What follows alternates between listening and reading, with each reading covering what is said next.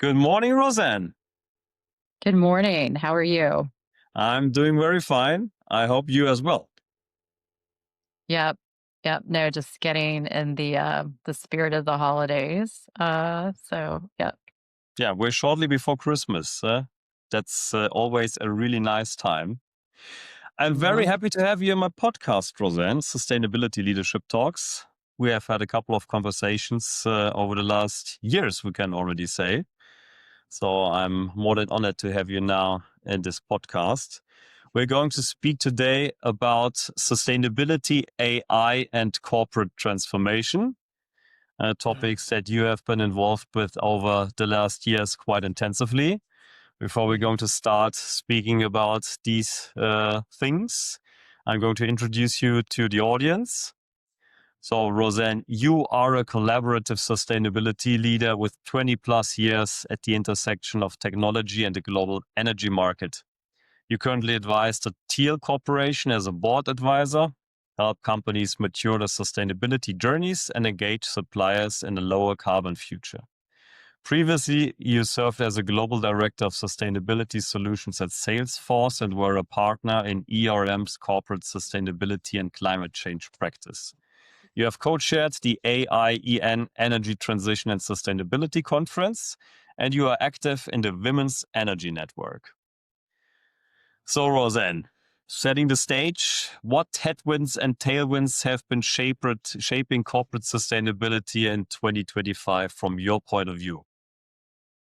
Yeah, no, well, first of all, thank you, Christian, for the invitation. It's a privilege to be with you at this for this event, for this session. Um, yeah, I mean, 2025 has been just this key juncture for a lot of companies, for countries as well, as we're in this era of implementation. And so it has been challenging. When I think about where we are, there's some clear headwinds and there's clear tailwinds. Yeah.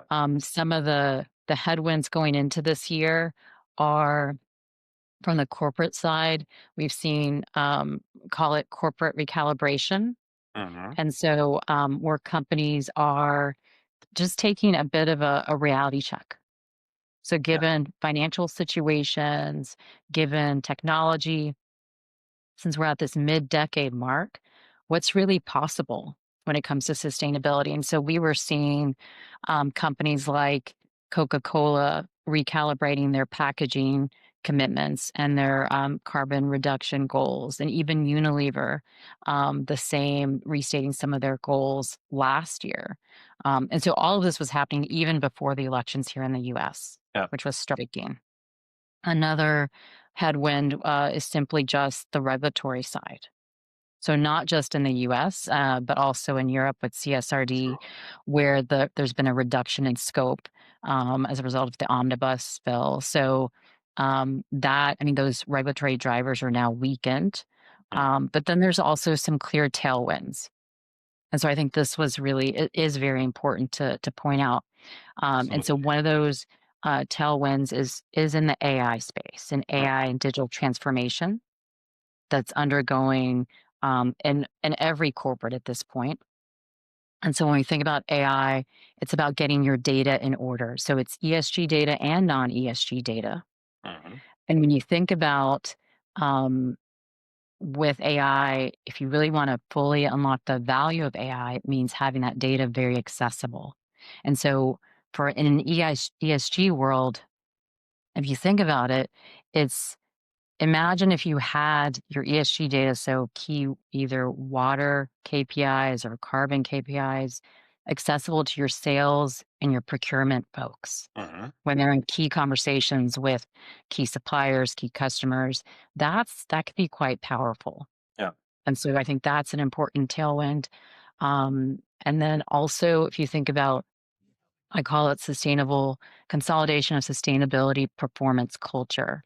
Mhm. And what I mean by this is simply um, if we think about sustainability, kind of where it started in corporates 5 and 7 years ago, you had your leading companies in respective industries who had the ambition and vision of realizing how do we how do we protect market share? How do we break into new markets? Yeah, How do we stay differentiated? And so sustainability became a lever to do that. It was a way for them to maintain competitiveness. And so that's a really strong tailwind yeah, because regardless of policy or government, that commitment, that's how you future proof a company. exactly. That's what we also can see when I speak to people globally.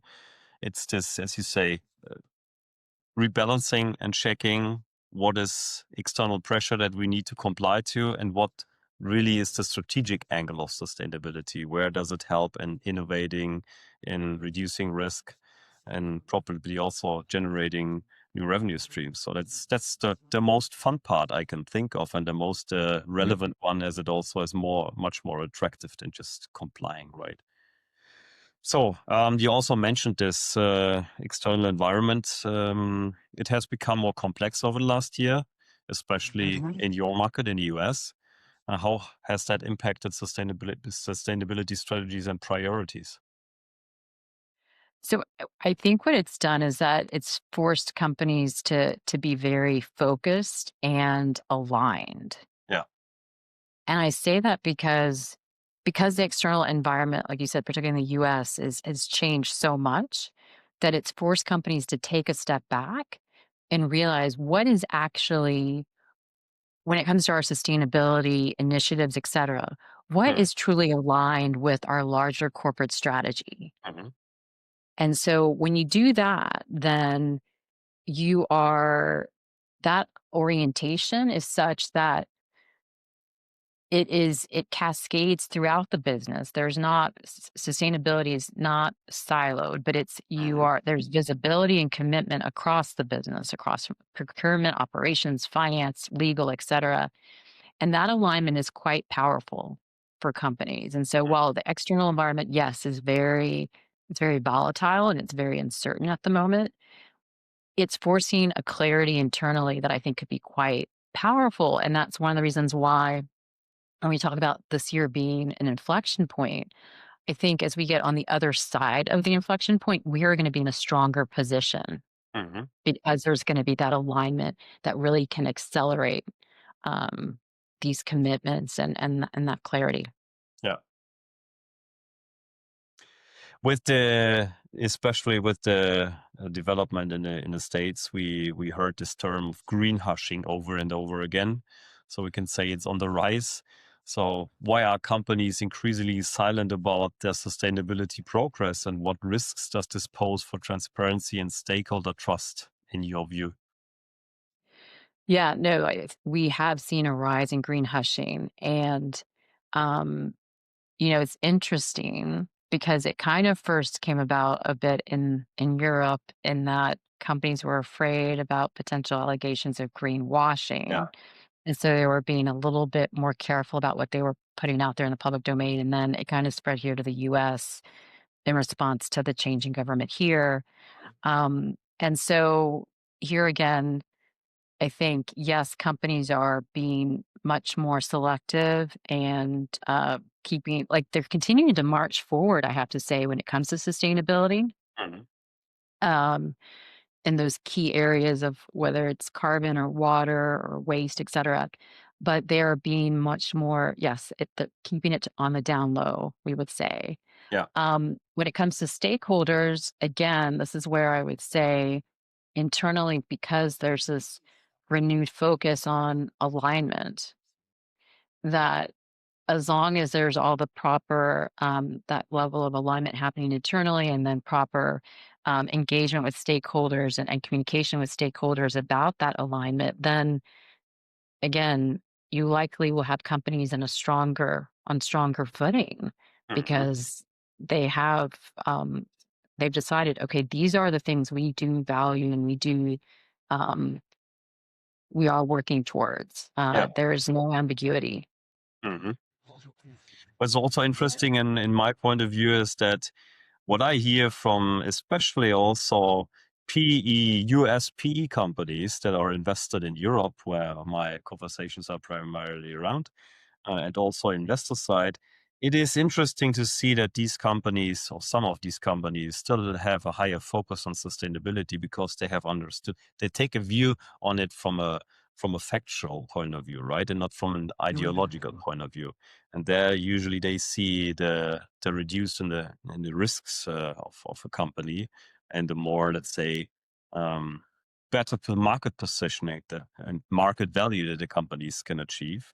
So is this also something that you would agree to when it comes to the corporate side? So that this, let's say, understanding of the factual necessity or the factual benefits of sustainability are understood. And now we're not speaking about it so much as it is not popular, but we're still working on it as it makes sense. Yes, and I think what we're seeing is that it's, if you will, it's being maybe more grounded in, we would say, in my energy world, in market fundamentals, Yeah. in the sense of, well, if the regulation is for the direction of travel in Europe and in China and much of the rest of the world outside of the US, Yeah. where it continues to be this move towards decarbonization. If you look at, for example, CBAM in Europe, so the carbon border adjustment mechanism continues to Hmm. move forward. Yeah. And so that puts a lot of, um, for companies that are exposed to Europe, that direction of travel is towards lower carbon footprint for Yeah. your, and it's hard to abate sectors. I mean, that's very clear. And then Mhm. from China, the fact that they have essentially a green industrial complex in their not just effort and initiative, but actual um, burgeoning industries in renewables, in EVs and batteries, where that's cascading throughout the global south. Absolutely. Yeah. So this, again, this movement towards lower carbon, it's all around us Yeah. for corporates. And so it's no longer a nice to have. It's about, again, future proofing yourself in a global economy. Exactly. Because we're not we're all aligned and all interconnected. And yeah, also in Germany with our automotive markets, of course, we can rely on combustion run companies because we're pretty good at it. But does it really make sense to keep this technology if the biggest economy in the world or the strongest economy in the world has taken a different direction, right? So that's, as you Um, say, reconsidering what makes still sense, and can we earn money with this in the future as well? Today, yes, but probably not so much more in 5 to 10 years. yep. Okay, now taking a look at the interesting aspect of AI. So when we speak about the whole complex of AI in the context of sustainability, how does this fit into the conversation? Yeah. So there's kind of two areas that I want to touch on. So Yeah. one is AI as an enabler for companies. And so Hmm. if you think about your sustainability teams, um, they're very they're very versatile. They're lean. They're having to do a lot with not a lot. And so AI becomes another tool when you think about report generation, and here I would say that the tech industry and tech companies have really shown a lot of leadership. For example, with Salesforce, with they've got a platform, that a net zero platform that's been very effective when it comes to reporting. If you think about, for global companies that are having to report CSRD in Europe and ISSB in Brazil and Mexico and Australia, how do you do that efficiently? Yeah. And so that's, you can lean on AI and AI agents, reporting agents and the like, and not just Salesforce, but also Google. Luke Elder, who is at Google, is putting out a new newsletter that is providing guidance for sustainability teams when it comes to prompting. Hmm. So to Hmm. effectively, again, to kind of ease that reporting burden. Yeah. So one is that. The other dimension that I wanted to touch on is the parallels between AI and sustainability. Hmm. And why that kind of came out to me actually was, I was at Dreamforce last year leading some panels, and I had an opportunity to attend a panel with CIOs and CTOs, your chief technology officers and the like. Hmm. And they were asked, what advice would you give for companies that are just starting out in their AI journey? And what was really striking to me is the way they talked about AI is the way that we would talk about sustainability 5 and 7 years ago, which Mhm. is the advice they had was you just need to start. Yeah. So whether it's a pilot project to improve the customer experience or to improve the employee experience, you just got to ring fence it and start. Mhm. Um, you need to engage with those across your value chain and see what are they already doing, Yeah. which is 5 and 7 years ago when you think about carbon accounting, that's exactly it was like, don't start from scratch, engage with your key customers, key suppliers. Yeah. That's the situation with AI today. Mhm. Um, and then also the fact that AI, just like sustainability, is very much cross-functional. Mhm. So it is touching on every part of the enterprise. It's legal, it is it's procurement, it's finance, etc. And so that cross-collaborative nature requires a level of governance that needs to be put into effect. And so Mhm. those parallels with between AI and sustainability actually then it makes you realize that these are trends that are leading corporate transformation. Yeah. And if companies are able to do that well, Yeah. that's when they're really able to fully unlock the value Mhm. from whether it's AI or if it's sustainability. And so that is pretty empowering. And to realize, yeah, this is a larger, these are not passing initiatives, but these really can transform corporates. Yeah. I love this point, Roseanne. It resonates very well with me. And the picture that I just got into my mind is we need to approach this more with a mindset of curiosity, right? Instead of feeling the pressure, this burden that we do need to do something which we do not really like as humans. It's much more fun to feel curiosity about learning stuff. Like you say, take the first step, try something out. If it's sustainability or if it's AI, like a child doing the first steps and then see how you can take it from there and what maybe is behind the next hill or the next forest, whatever, right? So this, I think that's the mindset that we all need to have instead of probably seeing a big mountain in front of us and being scared by it, how as we do not know how to cross it, but break it Mhm. down into smaller steps and try something out. And if it doesn't really work out well, then try a different route, right? Exactly. Yeah. Very nice. So, corporate transformation will be our next aspect. What does successful integration of sustainability and I look like at the board level? So I think at the board level, so one is that the fact that so similar when we talk about just with corporates and the day to day, that they don't look at sustainability and AI just as initiatives, Yeah. that they really look at it as they look at them as core drivers when it comes to long term value creation or enterprise resilience. And so that just, it's a different, like you said, it's a different mindset. And Hmm. so I think for boards, so one of the things is how do you keep that governance moving forward at the pace of innovation and so here I mean um one guidance or one recommendation would be that boards shift from having static roles to having more principles based oversight. So Yeah. and so whether if the guidance is those enduring principles are, for example, any AI um, uh, initiative or AI needs to be much more unpacked. So it's not just AI, but it's like let's explain in any Hmm. high impact decision Hmm. exactly how it cascades through the business and what the implications are, the risks and opportunities. When you think about sustainability, that having the mindset that sustainability trade-offs need to be very explicit Hmm. from the beginning, from design of products or different options. And so, in the end, the board's role isn't to manage technology, but it's how do they set the conditions where innovation can scale fast. Yeah. So that guidance is key in that mindset.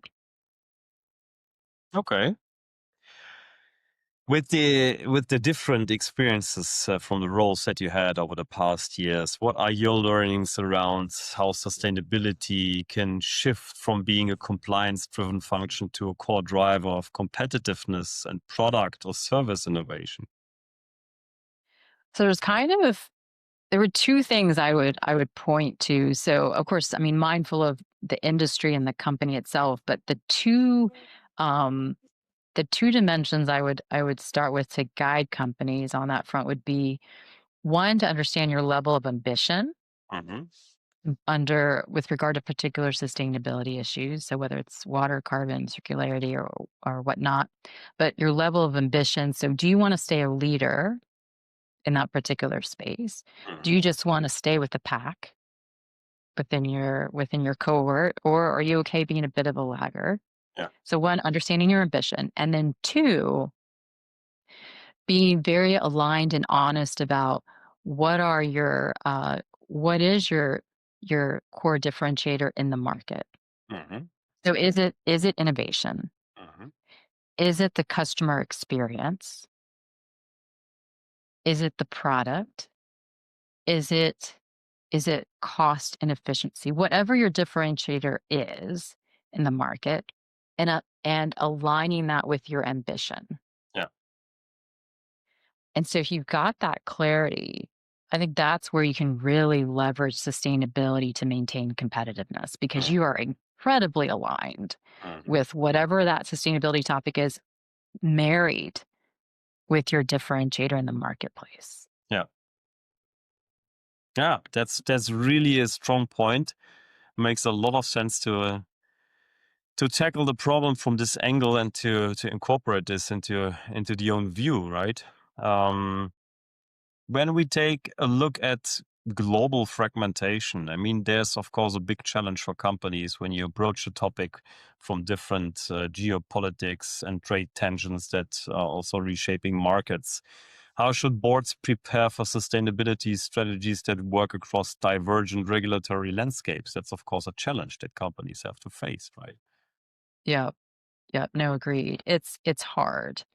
Um, so one thing I would say for boards is you want to have a global strategy, but with local execution. Mhm. And so what I mean by that is that this is really the moment where you want to have, you need to establish a global strategy baseline. So what are the non-negotiables?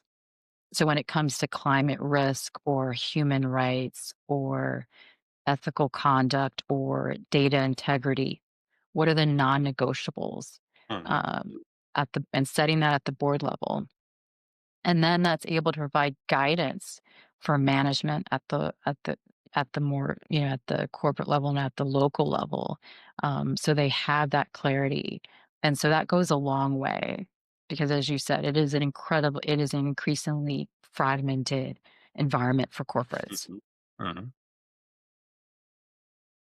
Yeah, that's that's an interesting story on that we will see how companies will solve this problem, or hopefully we will see maybe more streamline in the expectations or in the standards that we have globally. Probably China will also have its share in bringing this forward. When we take a look now at leadership, that's one of the things that I love to speak about. Obviously, from my point of view, what advice would you give to top executives and board members who are struggling to balance short-term financial pressures, which most companies obviously have, and long-term sustainability commitments, which might, of course, be a problem to balance this? So one is, I would say, having that clarity about having that alignment, Yeah. and being very focused. Um, and so I had an opportunity last year to talk to Michael Kabori. So he was a CSO from Starbucks. Hmm. And one of the things that struck me about when I was preparing for that and looking at their sustainability report is how focused they were. Here they are, a global retailer, and they could talk about everything under the sun when it comes to sustainability, but they didn't. And so to me, that was striking, and that allows them to be very consistent throughout the years in their reporting because they are very, very focused. And so I think for board members and for executives, having that clarity, and again, this comes down to materiality 101, like what actually isn't material to your business and aligned with your differentiators in the marketplace. That's where that's where you can have a lot of consistency um, and resiliency to navigate kind of the uncertain space that we find ourselves in. Yeah. Yeah, that's a really, really good point. Um, when we now take a look into the future and starting with the view on sustainability, how it can mature corporate sustainability from where we are at the moment. Would you say, from your feeling and your experiences, does it become so integrated that it disappears as a standalone function, or do we still need it probably over the next years as a driver, as a key driver in the organization?